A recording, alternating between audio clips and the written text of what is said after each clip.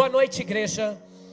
Graça e paz, amém. Eu declaro paz e prosperidade sobre a tua vida, a tua família, sobre os teus negócios, em nome de Jesus. Bate na mão do seu irmão e diga: é hoje. Amém. Você pode se assentar. Quem está feliz? 3 pessoas. Quem está feliz? Amém. Abra sua Bíblia, por favor, Lucas, capítulo 15. Evangelho de Lucas, capítulo 15. Nós vamos ler uma das parábolas que contém esse texto. Lucas 15 fala de outras parábolas também, mas eu separei a partir do verso 11 para nós falarmos um pouquinho sobre o filho pródigo. Nós estamos numa série de mensagens, estamos falando sobre a manifestação de Deus nos dias simples da vida. Esse já é o 5º episódio dessas mensagens, e toda semana o Senhor tem trazido algo novo para liberar sobre nós. Amém. Lucas 15, verso 11. Jesus continuou. Um homem tinha 2 filhos. O mais novo disse ao seu pai: pai, eu quero a minha parte da herança. Assim, ele repartiu a sua propriedade entre eles. A propriedade de quem? Do papai. Entre eles.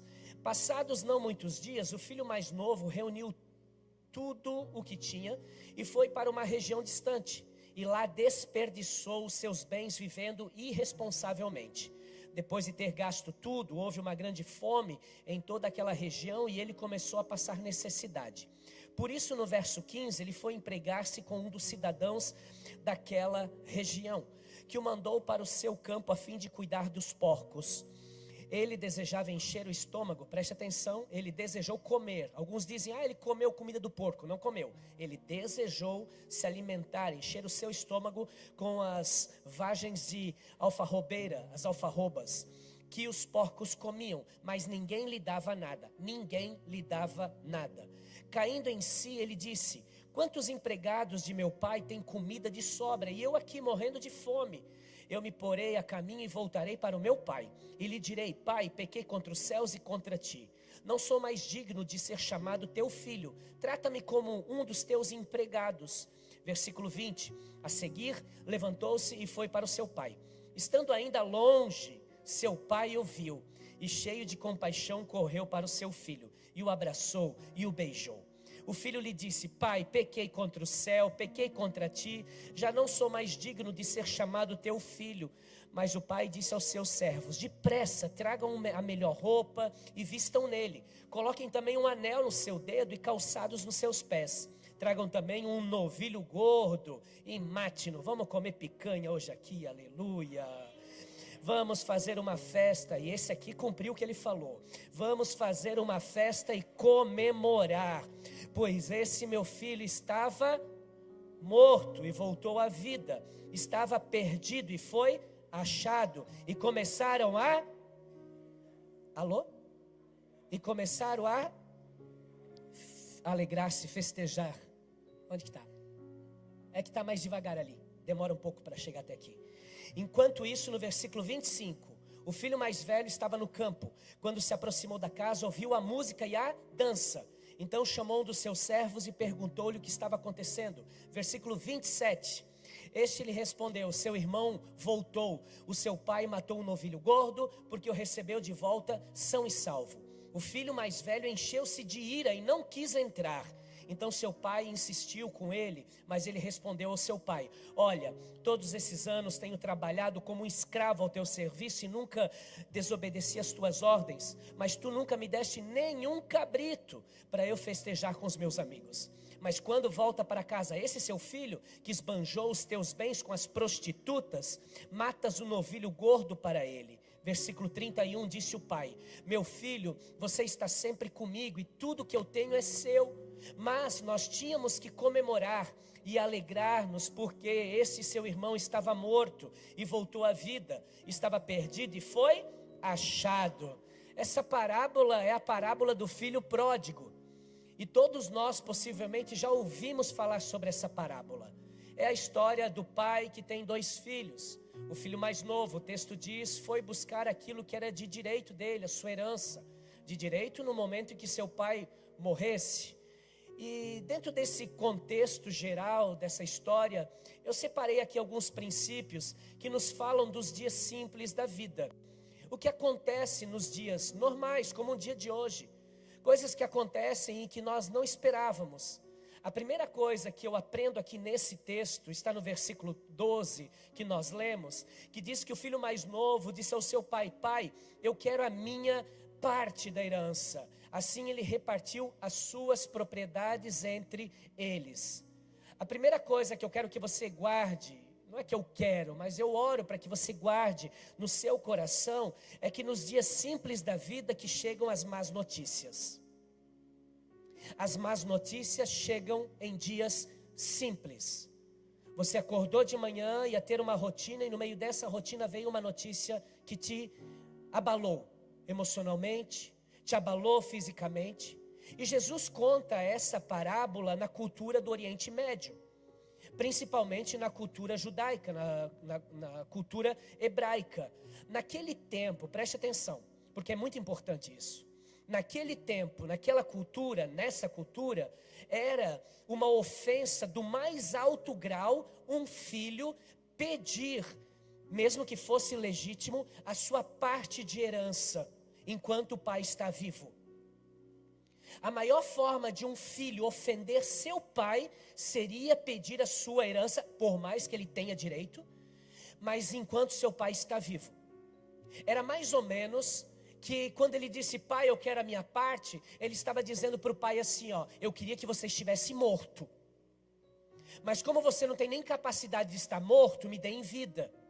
É mais ou menos isso. É ofensivo, sim, mas isso é o que os judeus pensam, é a crença que eles têm, no sentido de tomar posse da herança antes do pai falecer.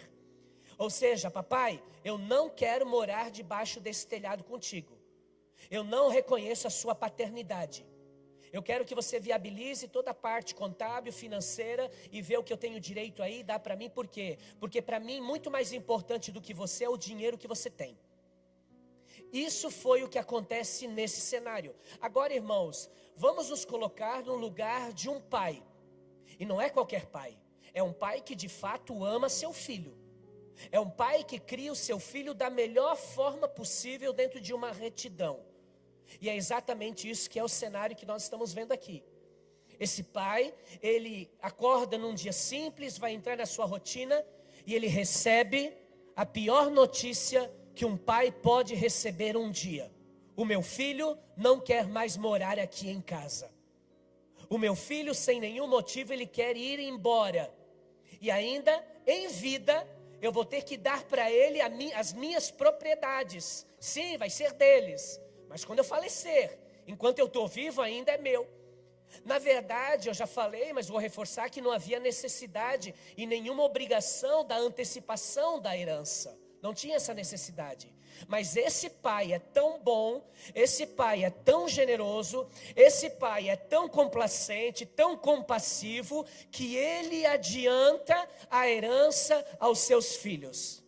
E claro, qualquer um de nós aqui sabe que antecipar a herança para um filho novo é um grande risco de ele fazer uma coisa errada. Inclusive a Bíblia diz que toda bênção tomada, ou toda herança tomada posse antes da hora, a bênção se transforma em maldição. É igual arrancar um fruto da árvore antes da hora. Ele é verde e amargo, não está na hora ainda.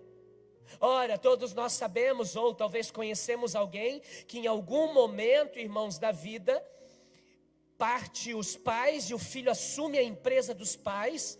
E esse filho nunca foi participante, nunca extraiu-se uma gota de suor do trabalho dele nessa empresa. E agora o filho assume a empresa e não dá poucos meses a empresa quebra, poucos anos a empresa some. E nós conhecemos pessoas assim. Quantos que conhecem pais que deram tudo para os seus filhos e os seus filhos realmente estragaram, destruíram, acabaram. E aqui é o cenário desse filho. O pai sabe o que de fato vai acontecer. E é realmente nos dias simples da vida que as notícias ruins ou as piores notícias chegam. É num dia simples que você nem imaginava, mas daqui a pouco um oficial de justiça bate na porta da tua casa e entrega uma intimação que vai mudar a tua história para sempre a partir de agora. É no dia simples da vida que você vai fazer um exame de rotina e de repente lá aparece algo que você não queria que aparecesse. É um dia simples da vida que um sócio olha para você, ou de repente um sócio nem olha mais para você e some do mapa, levando o dinheiro da empresa, e você recebe um golpe. Sim, é em dia simples da vida que você recebe uma mensagem no WhatsApp dizendo: faz um depósito para mim. Alguém fake criou um perfil e arrancou dinheiro seu. São em dias simples que nós recebemos as piores notícias.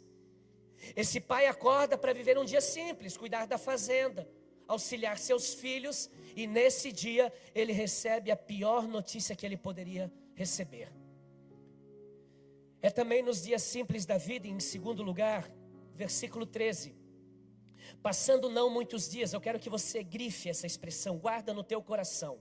Passados não muitos dias, o filho mais novo reuniu tudo o que tinha e foi para uma região distante, e lá desperdiçou seus bens vivendo irresponsavelmente. Nos dias simples da vida, nós apenas, não é minimizar aqui, por favor, não me entenda assim. Nós não somente ouvimos más notícias, nos dias simples da vida também passamos pela dureza da espera. E existem duas esperas aqui nesse texto. A primeira delas é a espera da volta do filho. Qualquer pai que o filho vai embora, ele espera que um dia o filho vai voltar. Qualquer pai vai ficar o dia inteiro ou a noite inteira e acordar de manhã cedo na esperança de ver seu filho voltando pelas portas da sua casa.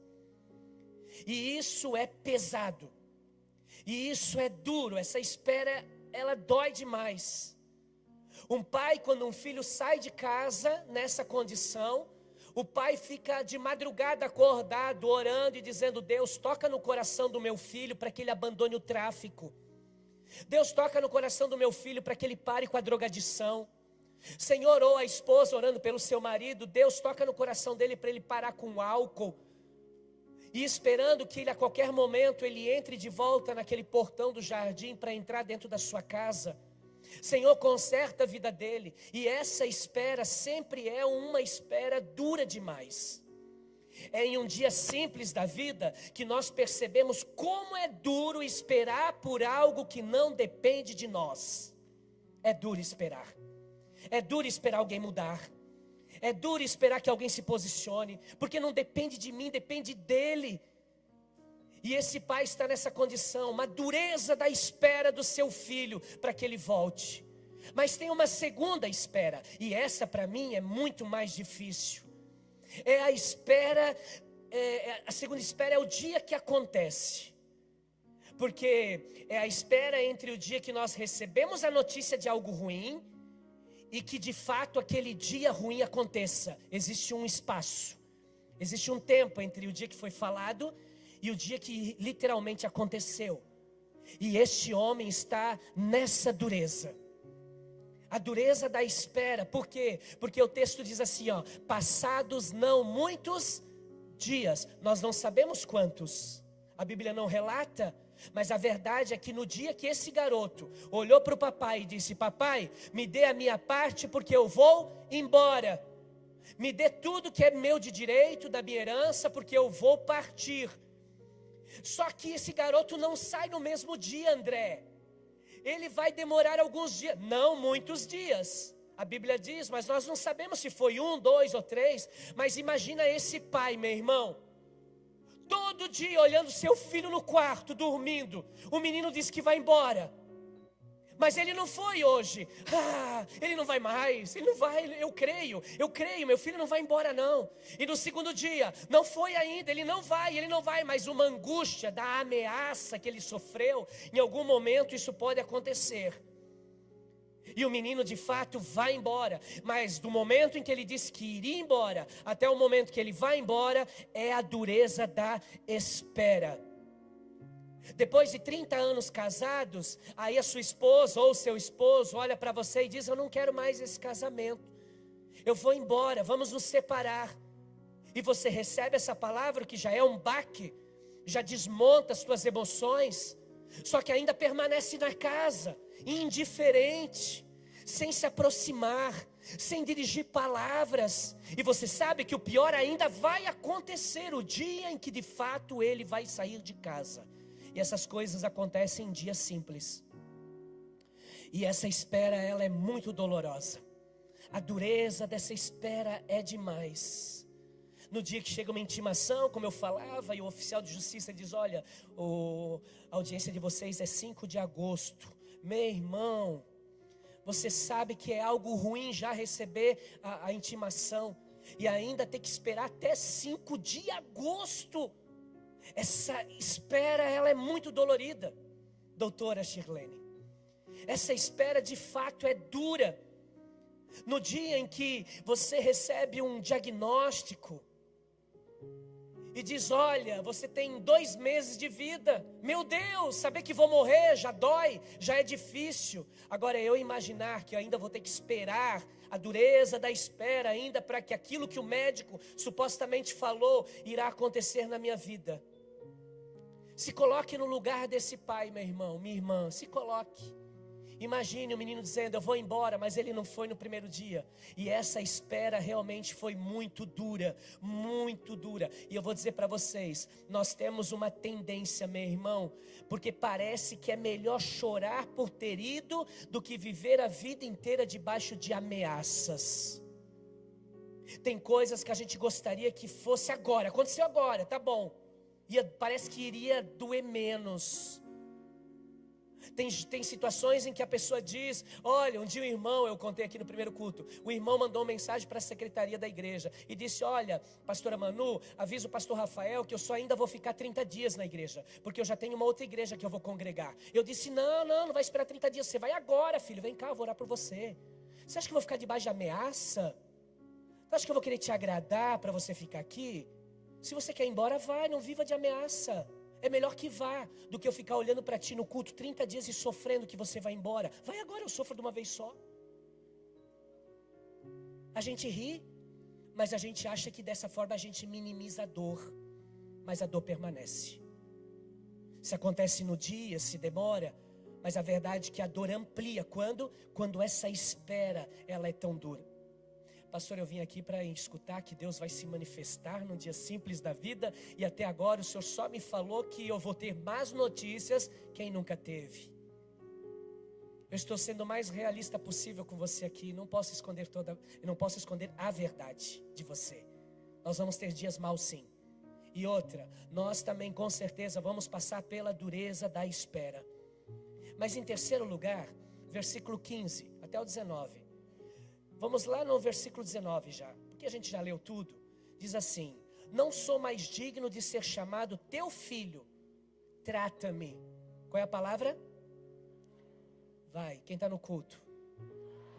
1, 2, 3.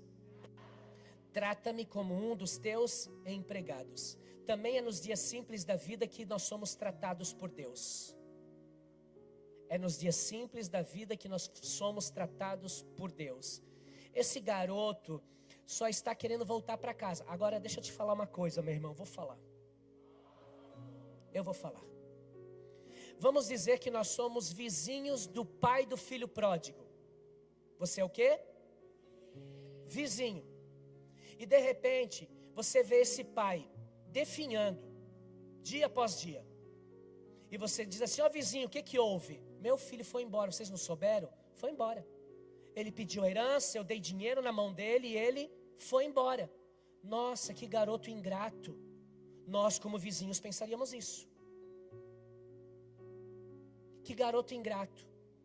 Aí daqui a pouco vem a notícia para você, da irmã fofoqueira. E ela vem dizer para você assim, ó: sabia que o filho do vizinho vai voltar? E o que a gente faz? Acabou o dinheiro, né? Só está voltando porque acabou o dinheiro. Agora é fácil voltar, né? Fez tudo de errado, deitou com as prostitutas, todo dia tinha uma diferente. Agora está lá dormindo com os porquinhos. É por isso que voltou para o pai. É por isso que voltou para casa. Gastou todo o dinheiro do pai. Agora é fácil voltar para casa. Nós pensaríamos assim. Sim ou não? Sim. Não, eu pensaria... Não, nós pensaríamos... Nós somos habilidosos nisso. A julgar os outros. Porque se tivesse prostituta, se tivesse comida, se tivesse dinheiro, ele não voltaria. Nós pensaríamos assim. Só que quando a gente fala do pai, meu irmão, é diferente. Um pai. Teu filho está voltando porque acabou o dinheiro. O pai não pergunta se acabou o dinheiro. Está voltando porque acabou o dinheiro? Glória a Deus. Está voltando porque não tem o que comer? Glória a Deus. Está voltando porque está morando no chiqueiro? Glória a Deus. Por quê? Porque para o pai o que importa é o filho de volta. Ponto final. Entenda isso, irmãos. Quando você vai ganhando experiência na fé, olha para mim, não é experiência de vida, é experiência na fé. Quando você vai vendo pessoas sendo transformadas pelo poder do Evangelho, por aquilo que Jesus fez por nós na cruz do Calvário, nós passamos a não julgar mais ninguém. Por quê? Porque nós cremos que Deus é poderoso para mudar a vida de quem quer que seja. E aí, se nós fôssemos se nós fôssemos vizinhos do pai do filho pródigo, e alguém viesse e dissesse: olha, sabia que está voltando para a igreja? Glória a Deus! Sabia que está voltando para casa? Glória a Deus! Glória a Deus, ele gastou, e daí? O importante é que ele está voltando para a casa do pai. Não importa se está quebrado, se está arruinado, destruído, se pecou, se não pecou. O importante é que está voltando para a casa do pai, meu irmão. Essa deve ser a nossa alegria. Nós precisamos nos recusar a acreditar que exista casos que não sejam qual é a palavra aqui? Irrecuperável. Obrigado, professora Márcia. Irrecuperável para o Senhor Jesus Cristo. Todo caso é recuperável. Pastor, mas já foi para a clínica uma vez, 2 vezes, 3 vezes, 7, 12, 14 vezes, 22 vezes. Talvez é na 25ª. Porque sempre tem um dia simples em que a manifestação de Deus vai acontecer na vida dessa pessoa. Pastor, mas você não conhece meu marido. Meu Deus, meu marido. Minha irmã, você conhece Jesus? Jesus pode tocar na vida do teu marido. Jesus pode tocar na vida da tua esposa em um dia simples, um dia normal. E ele pode ser tocado pelo poder de Deus e mudar a forma de ele ver as coisas, mudar a forma como ele analisa. Você não pode, pelo amor de Deus, meu irmão, você precisa se recusar a acreditar que a droga é maior que Jesus, que o crack é maior que Jesus, a drogadição, o vício, o álcool, o jogo de azar, o tigrinho, a Beth, que não é irmã da igreja. Porque a gente ri, meu irmão, mas tem família sendo destruída por causa dessa praga. Os gabinetes pastorais estão cheios de mulher chorando e dizendo: pastor, se o salário dele não cai na minha mão, acaba o salário. Está vendo, pastor? Então eu tenho que me separar. Não, existe um Deus que é maior que o tigrinho. Ele é o leão da tribo de Judá. Ele é poderoso para fazer infinitamente mais tudo o que pensamos ou cremos, segundo o seu poder que opera em nós. Deus é maior, diga: Deus é maior. E aonde abundou o pecado, superabundará a graça de Deus. Eu sei que é difícil às vezes, meu irmão. A gente fala, às vezes eu converso com os líderes e eles dizem: ai pastor, eu não acredito. Sério pastor, assim, eu sou de Deus, você sabe, eu sou líder, mas eu não consigo acreditar. Ai meu Deus. Se Deus deu um jeito na tua vida, não vai dar na vida dele? Ah, mas eu não era tão mal. Santo de Israel. Vi até uma pinugem atrás de asa de anjo já. Irmão, só porque o pecado dele é diferente do nosso, a gente julga ele? Ei, que tipo de crente nós somos? Que tipo de cristãos que nós somos? Se nós como cristãos não acreditarmos na mudança de um ser humano através do poder da palavra de Deus, quem é que vai acreditar? Quem é que vai dar um voto de confiança? Quem é que vai pagar de fato esse preço? Tem alguém aí? Posso continuar? Não. Quarto, versículo 28 e 29. Vai melhorar agora. Tá, vai ficar do mesmo jeito então. Versículo 28. O filho mais velho encheu-se de sua ira e não quis entrar. Meu irmão, olha o contexto da história. Eu vou resumir isso aqui para você. Eu vou conjecturar isso aqui. A Bíblia diz que o irmão mais velho chega em casa quando? Quando está acontecendo o quê? Diga, a festa. O que está acontecendo? Festa, boi no rolete, picanha riveria, alcatra, costela. Podia dar um glória. É que vocês são espirituais, vocês não são carnais. Olha aqui, irmãos. O menino chega em casa mais velho. Quando o menino mais velho chega em casa e vê aquela bagunça toda, ele pergunta: o que deu aí? Aí o pessoal, os servos, disseram assim: ó, seu irmão mais novo voltou. Ele não quis participar da festa. Ai meu Deus, meu irmão, isso dói meu coração, verdade. Quando eu vejo tanta gente se esforçando para voltar para a casa do pai, e uns miseráveis olhar para eles e não se alegrar com a tentativa dele de consertar a sua vida. E aqui eu aprendo uma coisa bem importante. É nos dias simples da vida que nós aprendemos a lidar com as discordâncias. Sempre que Deus decidir mudar alguém na vida, logo se levanta alguém contrário. Você vive numa vida louca, alucinada, ninguém fala nada. No momento que Deus começa a se manifestar na tua vida e você começa a buscar a Deus, se levanta os capetados. Verdade. E o pior de tudo aqui é que quem se levantou, quem foi? Quem foi? O irmão. Aí, meu irmão, olha só aqui que interessante. Você perdoa seu marido por aquilo que ele fez, sua esposa, depois de errar, porque você viu que houve arrependimento genuíno, houve mudança de conduta, de comportamento, realmente mudou. Teve perdão, teve restauração, mas sempre vai se levantar alguém para dizer o quê?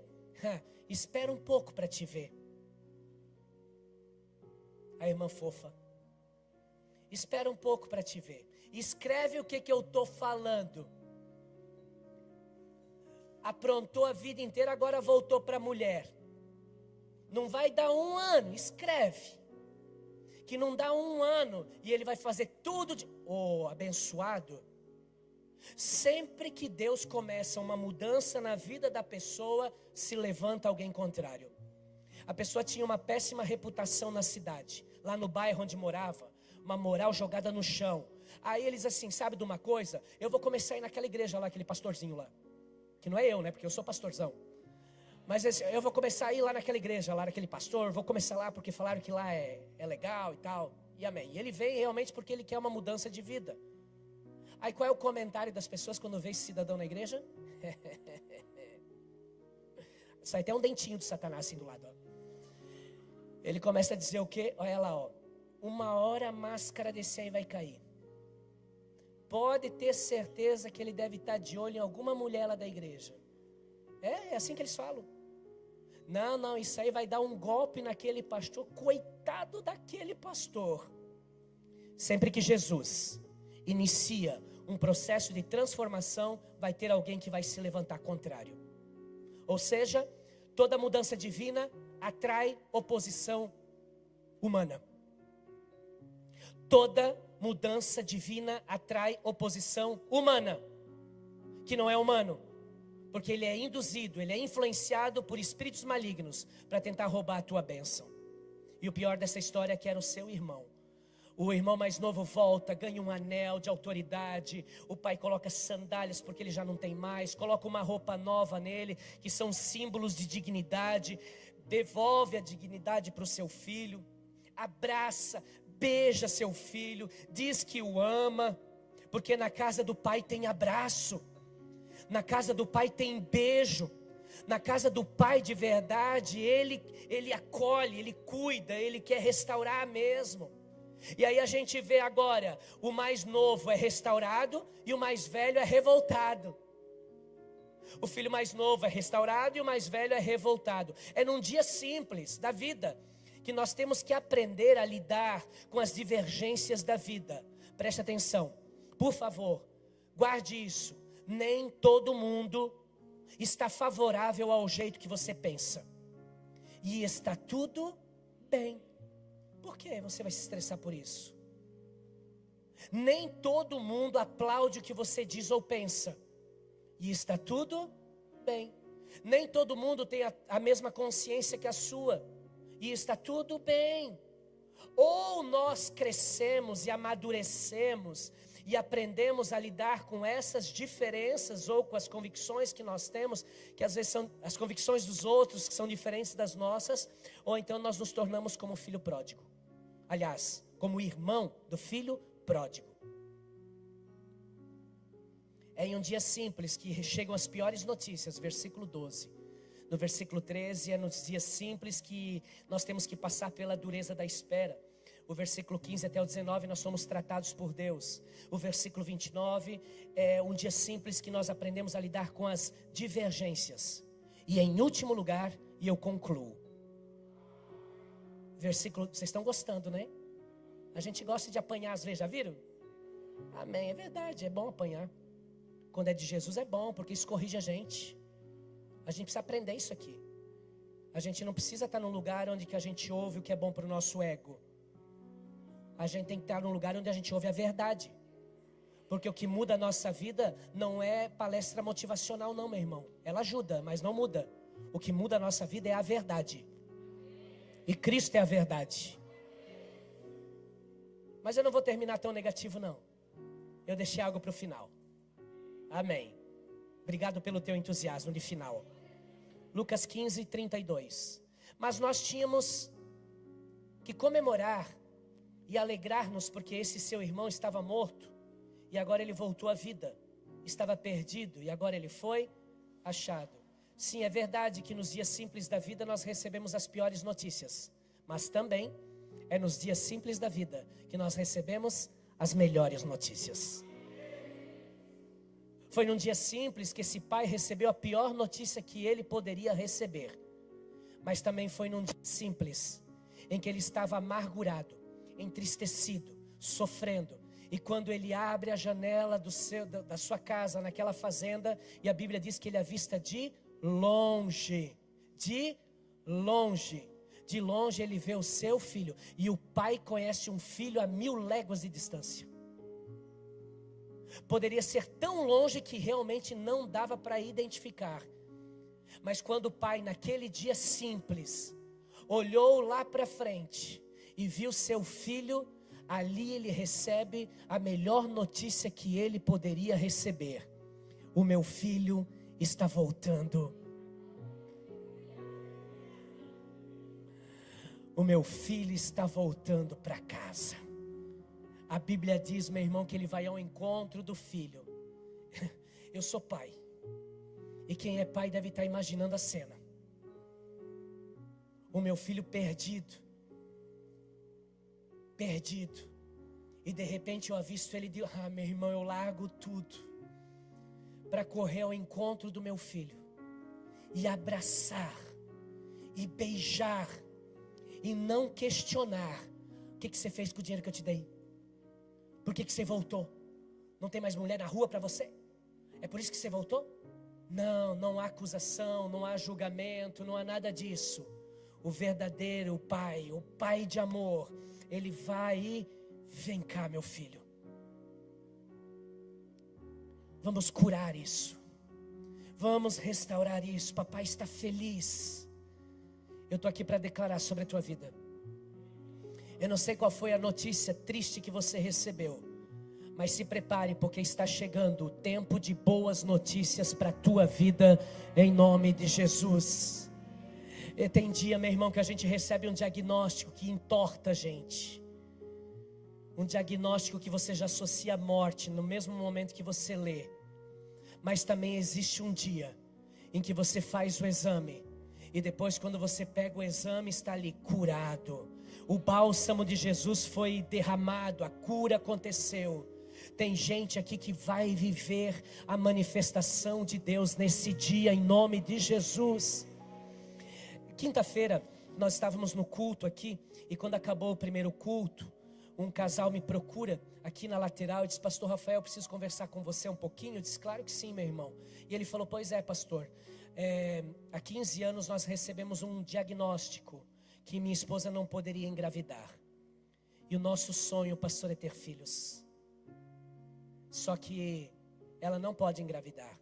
E durante 15 anos nós tentamos, nós buscamos a ajuda da medicina, nós buscamos a fertilização in vitro, nós fizemos tudo o que poderia ser feito aos olhos humanos. Há 15 anos, em um dia simples, em uma consulta simples, nós recebemos a pior notícia que um casal pode receber quando se pensa em constituição de família e ter filhos.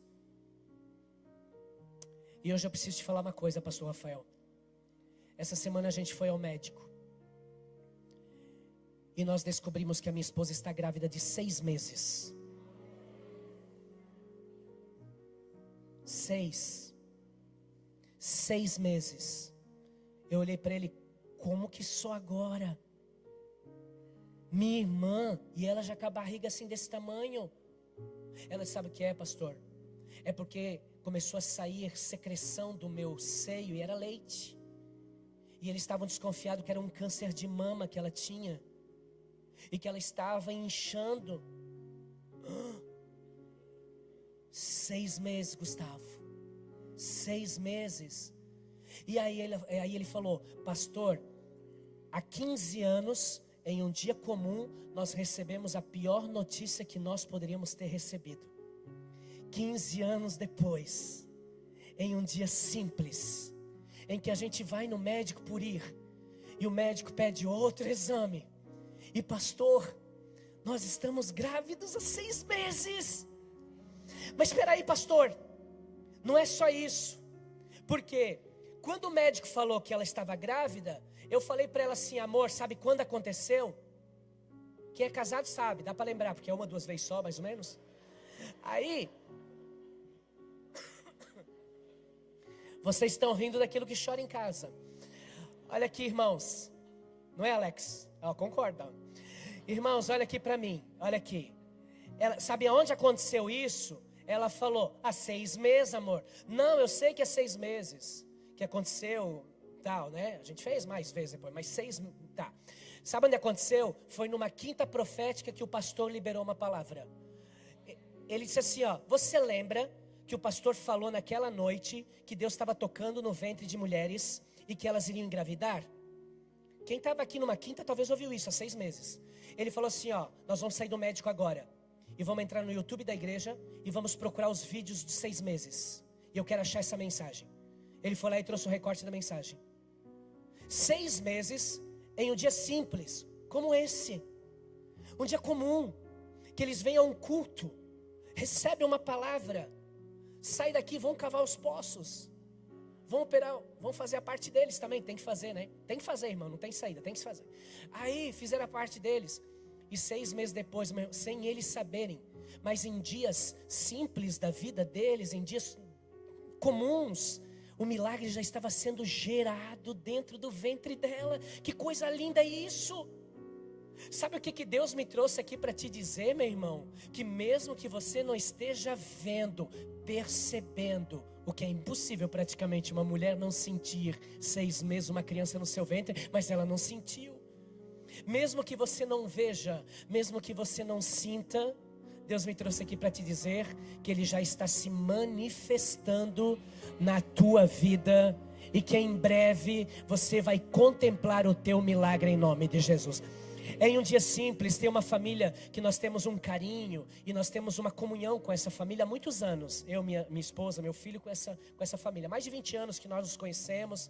Nós frequentamos a casa deles, eles frequentam a nossa casa. Somos amigos mesmos. São membros também da igreja, mas há muitos anos, muito amigos nós somos. E essa irmã teve que fazer uma cirurgia cardíaca agora recente, o que trouxe muito medo mesmo no nosso coração. E a gente orou a Deus e graças a Deus foi tudo bem a cirurgia. Tudo bem. E passando 1 ou 2 dias, a perna dela inchou, as duas na verdade, e ela estava muito preocupada com isso. Uma perna desinchou e a outra não desinchava de forma alguma. Isso já deve fazer uns 2, 3 meses em que ela está buscando na medicina, orando a Deus para que ela seja curada, porque uma perna realmente está inchada, o pé desse tamanho. E os médicos não conseguem descobrir o que é.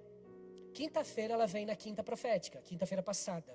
Um culto, mais um dia comum, um dia simples, que eu vou sentar na cadeira, vou sentir a dor do inchaço, amanhã eu vou acordar mais uma vez, vamos procurar mais médicos para resolver essa situação. Quinta-feira passada, ela sentou ali. Sexta de manhã, a primeira mensagem que eu recebo, 6:30 da manhã. A irmã: pastor, só para te falar, ontem o pastor me viu no culto, né? Vi. Então, pastor, quando eu saí do culto ontem, eu comecei a sentir a minha perna desinchar. E agora eu acordei e estou te mandando essa mensagem para dizer que a minha perna está completamente curada. Por que eu estou dizendo isso? Porque Deus se manifesta em dias. Você viu um cometa aqui agora? Não, porque às vezes você viu mesmo, e eu te respeito. Você viu um anjo voando de costas? Você viu alguma coisa sobrenatural acontecendo aqui? Não. Por quê? Porque Deus age na simplicidade também. Também Deus age nos movimentos, e glória a Deus por isso, mas quando Deus quer fazer, meu irmão, Ele faz e ponto final. Eu estou aqui para orar por algumas pessoas, porque eu sinto em te dizer uma coisa que traz muita paz ao meu coração, meu irmão. Muita paz. Esta será uma semana de dias simples, mas é em meio a esses dias simples que Deus vai se manifestar na tua vida, em nome de Jesus. Vamos ficar de pé, dá um abraço no irmão do seu lado, se você tiver intimidade com ele, e diga: se prepare para viver os melhores dias da tua vida. Eu posso ouvir um amém? Eu quero orar por algumas pessoas que ouviram más notícias. Eu quero orar por algumas pessoas que, infelizmente, a oposição é muito forte diante da mudança que Deus está operando na tua vida. Eu quero orar por pessoas que estão aqui e talvez não foram as melhores notícias nos últimos meses, últimos dias, semanas, enfim. Eu quero orar para que, como esse pai aqui da história do filho pródigo, que a vida dele, a partir do momento que o filho trouxe a notícia para ele, só foi lambada uma atrás da outra. Mas teve um dia, sempre tem um dia, reservado por Deus no calendário dele assim. Por quê, pastor? Não sei, ele é Deus. Eu só sei que ele faz do jeito que ele quer, na hora que ele quer. Deus não é nosso empregado. Deus não é nosso funcionário para nós dizer: Deus faz aqui agora. Até parece. Não. Mas eu sinto em dizer para você que essa semana Deus vai fazer. Eu tenho uma convicção, meu irmão, no meu espírito. Deus sabe o que eu estou vivendo. Deus sabe o que minha família está vivendo. Deus sabe o que você está vivendo. E eu sei que essa semana vai ser uma semana de boas notícias. Eu creio nisso. Meu filho nasce com uma debilidade. Em 2016, a igreja sabe, os que estão mais tempo. Meu filho nasceu com uma fenda no palato.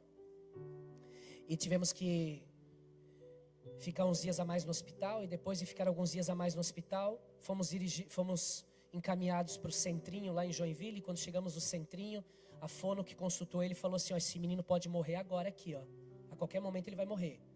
Ou vocês pegam esse menino e levam direto para Bauru, para inserir a canulazinha para ele poder respirar e viver, ou senão esse menino vai morrer nos braços de vocês.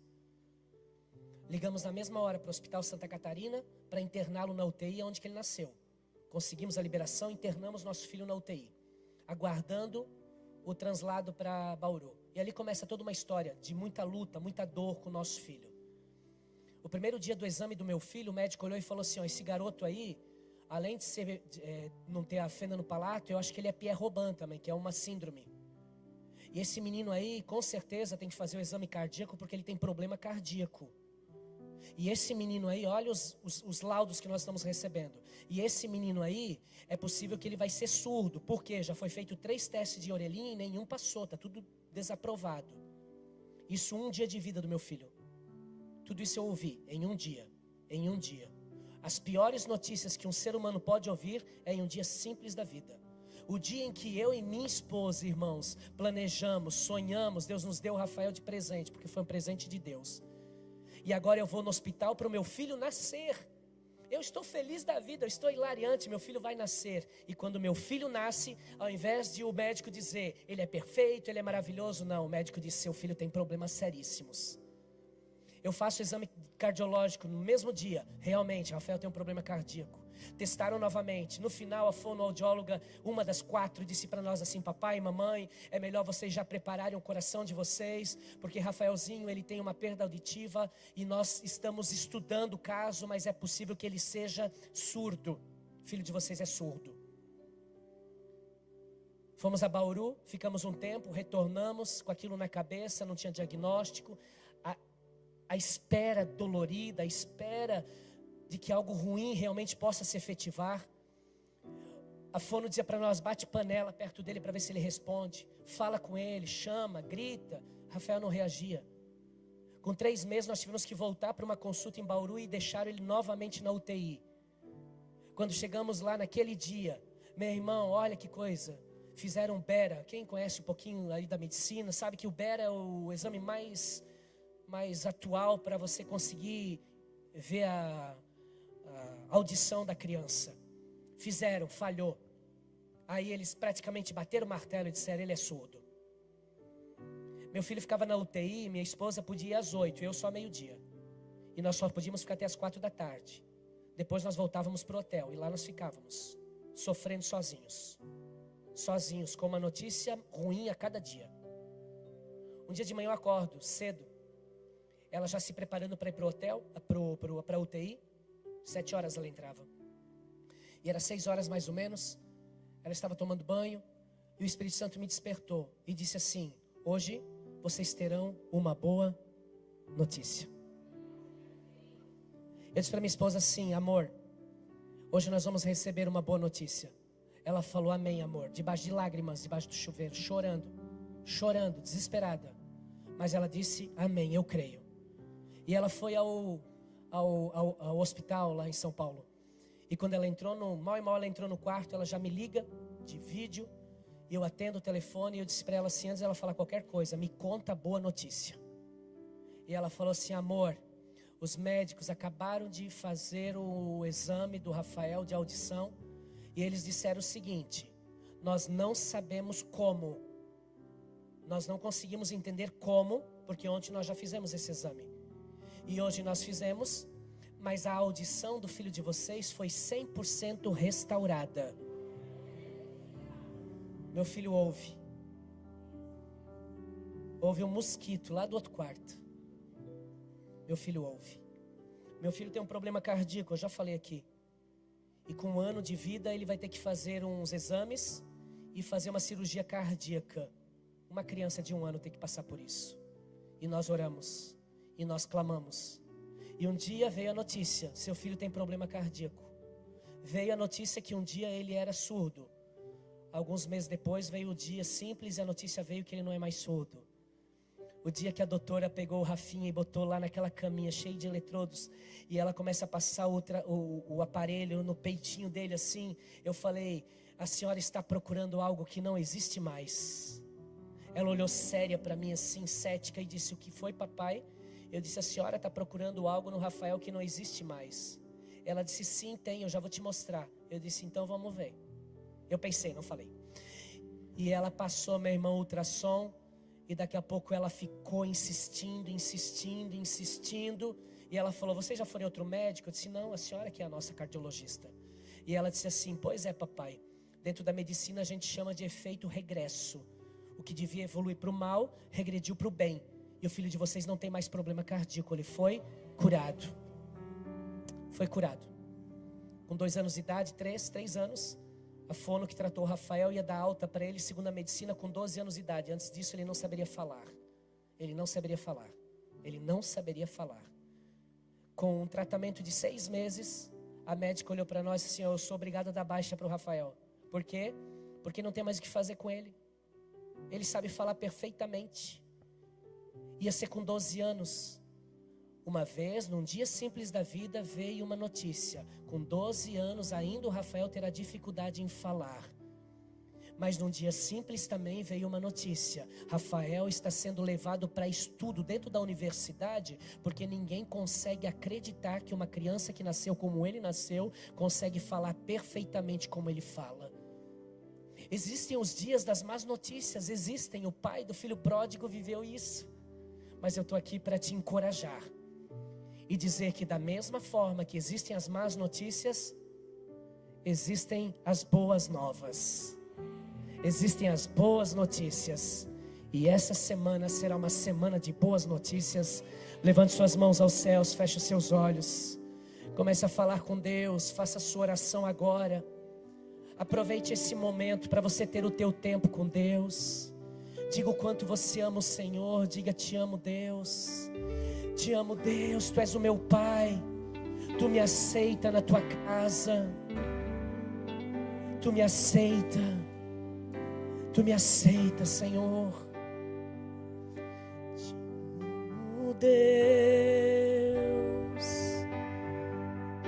Tua graça nunca falha.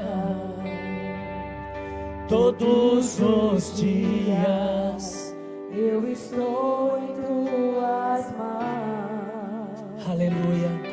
Desde Quando me levanto até eu me deitar, eu cantarei da bondade de Deus. És fiel, Senhor, em todo tempo. És fiel em todo tempo. Em todo tempo tu és bom. Em todo tempo tu és tão bom. Com todo fôlego que tenho, Eu cantarei da bondade do Pai, a bondade de Deus. És fiel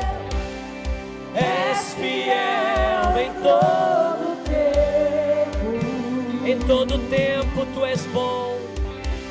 Em todo tempo tu és tão bom. Com todo fôlego que tenho, eu cantarei da bondade de Deus. Coloque a mão no seu coração. Repita essa oração, diga assim: Pai, em nome de Jesus, hoje eu entendi que nos dias simples da vida, as piores notícias chegam, a dureza da espera. Eu sou tratado pelo Senhor, eu aprendo, diga isso, eu aprendo a lidar com as oposições, as divergências. Mas eu também aprendi que é em dias simples que chegam as melhores notícias. E eu creio, Senhor, que como aquele pai, chegou o dia das boas notícias. Essa semana, diga isso, essa semana, eu creio que eu vou ouvir as boas notícias chegando na minha vida, na minha família, no meu lar. Senhor, eu creio que o Senhor se manifestará nos dias simples da minha vida, em nome de Jesus. Amém, amém, amém.